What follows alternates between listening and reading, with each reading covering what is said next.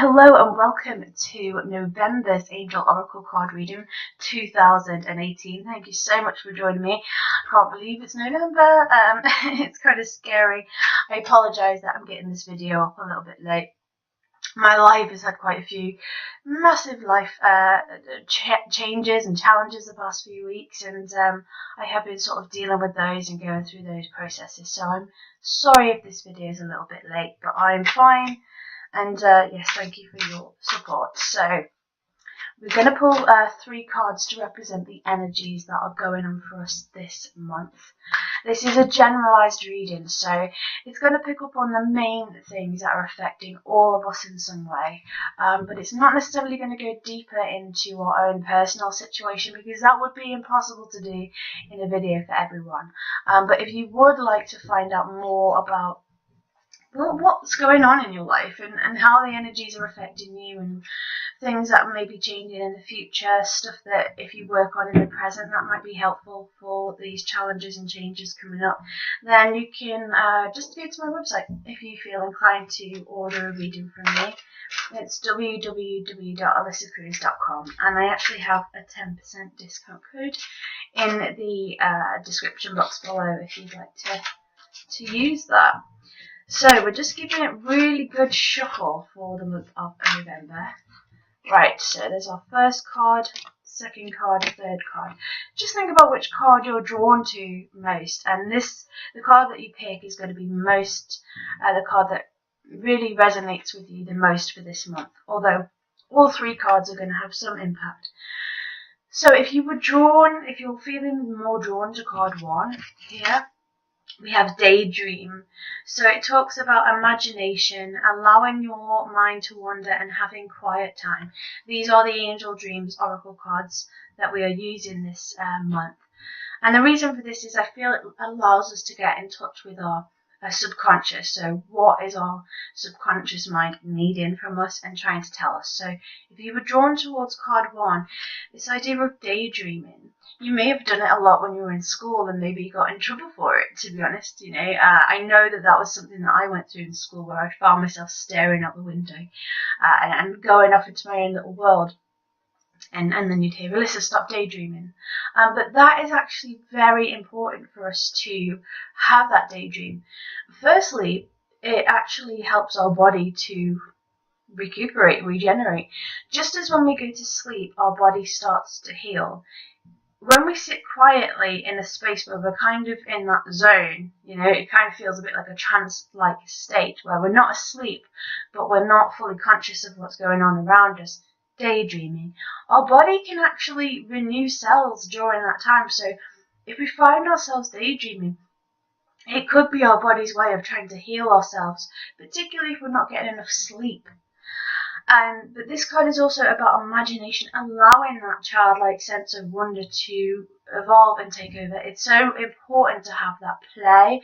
It's so important to let our minds wander, but it's also important to have that quiet time, and that time where we don't think about anything. We just daydream.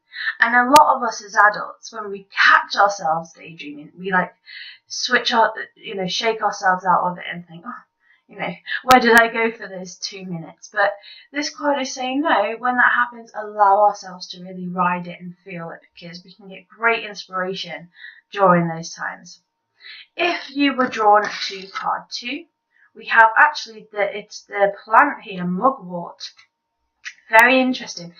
It could be that if you're drawn to this, you may want to look out mugwort. I'm not a herbologist, so I can't tell you. I think that mugwort helps with our moods, but obviously, as with any type of medication, things can have reactions, or you can't use certain things with other things. So if you're drawn to this card and you want to check out more about mugwort, it could be a good idea to just go and see your local homeopath or somebody like that who's going to really tell you how to use it properly. But I do know that it has healing benefits, and this could be a message that's coming through for you if you have picked card 2. But the sentence on this card is rites of passage. So really, this is quite intense, transformational time for you in November. If you've picked card 2, you're going through some sort of rite of passage. What's coming to me, it could be a marriage, it could be a birth,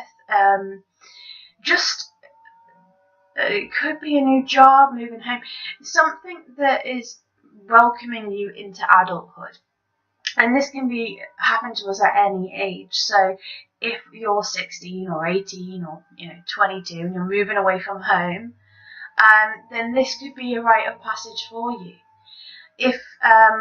And as we get older, we may lose people. I mean, it can happen when we're younger as well, but we can lose people in our lives that have almost been like our elders, if that makes sense. People that have always been there, great aunts and uncles or grandparents who we love, and we can lose them. And I know a lot of people have been going through these transitional processes with that.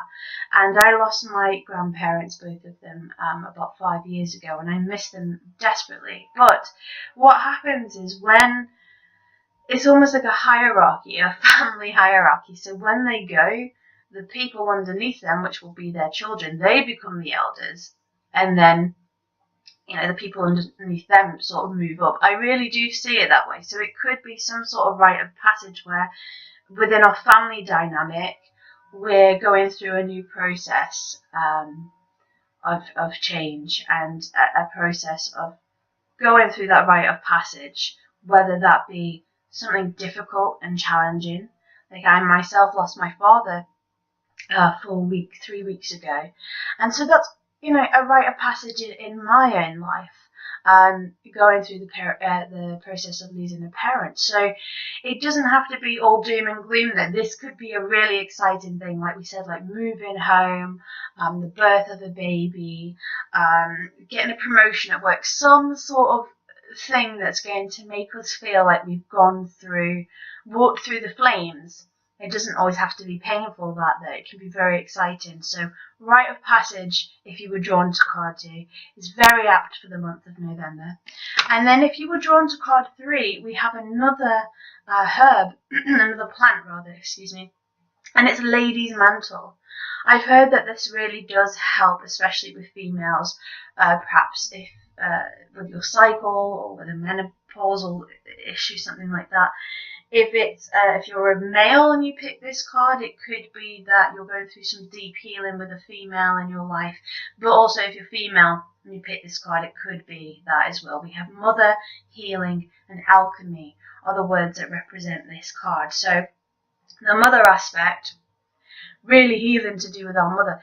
Even if we've been blessed to have a wonderful mother in our lives, there will still be some things that we are wounded from. Because becoming a parent, you don't get a handbook on how to be the perfect parent. So we're all carrying some sort of wounds from our upbringing. We just are, because that's just how it is, really. No parent's going to get it completely right. So there could be some healing to do with the mother.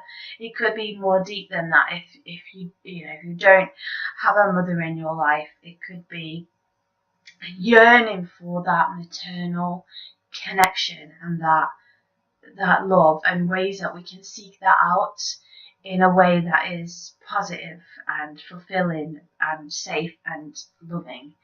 And that goes along with the healing aspect of this card, but also alchemy.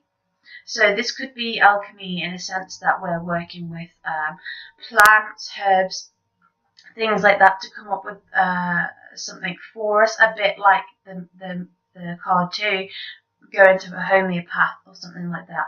But this could also be an alchemy in terms of just magic, really, combining our fiery drive with our emotional sensitivity and putting those elemental forces together to create something wonderful in our lives. So about creativity, about new beginnings. So these cards really are for all of us, but the card that we were drawn to the most is the card that just is most prevalent for us. So card 1, we had that daydreaming, allowing our minds to wander and finding that quiet time. It's going to be so important for this month. Card 2 is this rite of passage, something that's changing, but it's going to be good for us ultimately. And card 3, we're working with healing, any wounds we have to do with our mother. I'm also working on alchemy and bringing a bit of magic and sparkle into our lives. So I hope that you've enjoyed the reading for November. Thank you so much for joining me. I so appreciate it. I'd love it if you comment, shared, liked, or even subscribe to this channel. It would mean the world to me. And if you would like to order your own personal reading as we move into this new year, then you can visit me on my website, which is www.alyssacruise.com, and I have a 10% discount voucher in the description box down below this video if you would like to use that. Until we speak again next month, feel free to check out the weekly videos and take care. I'm sending you so much love and many blessings. Lots of love, Alyssa.